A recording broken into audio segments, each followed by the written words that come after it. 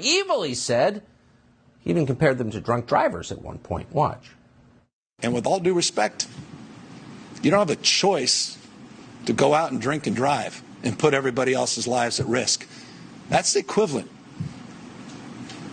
of this moment with the deadliness and efficiency of the Delta virus. So he's never apologized for that. That turned out to be completely 180 degrees from the truth. The majority of people dying from COVID at this point are vaccinated. But that idea that we should single out a group of Americans and treat them like subhumans still exists, unfortunately.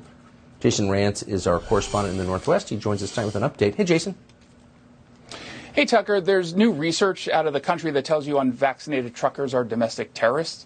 That is, pretending vaccination status actually corresponds with risky driving. It's the latest effort to shame the unvaccinated while perhaps maybe line the pockets of insurance companies. So Dr. Donald Rodelmeyer at the Sunnybrook Research Institute, he claimed that motorists that skipped the COVID vaccine demonstrated traffic risks 50 to 70% more frequently compared to those who got the shot. He wrote in the study published in the American Journal of Medicine, he said, quote, "This does not mean COVID-19 vaccination directly prevents traffic crashes. Instead, it suggests that adults who do not follow public health advice may also neglect the rules of the road." So let's buckle up and actually get through this junk study. Because the study looks at crashes that landed all victims in the hospital. So in other words, if a vaccinated driver hits two unvaccinated pedestrians and they all go to the hospital, the data reflects one unvaccinated victim as a risky driver and two unvaccinated victims as risky drivers as well. So one vaccinated victim plus two unvaccinated drivers who are pedestrians who end up becoming victims, even though they didn't actually drive. So what effectively they do are skew the data to disfavor the unvaccinated. Same if the driver didn't actually go to the hospital, but the unvaxxed pedestrians did.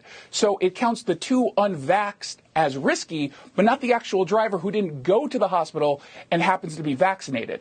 Now, what's not in the data is who's actually responsible for the crash. Now, that info could obviously show that the vaccinated disproportionately cause accidents.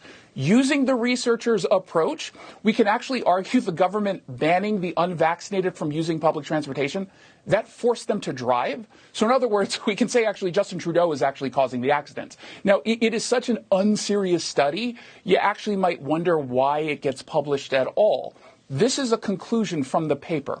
Quote, "The observed risks might also justify changes to driver insurance policies in the future." So basically they're saying get the shot or pay higher insurance rates. Why not just put them in camps? I mean, that's clearly what they'd like to do. Let's just cut up the middleman. Jason Rantz, really a stunning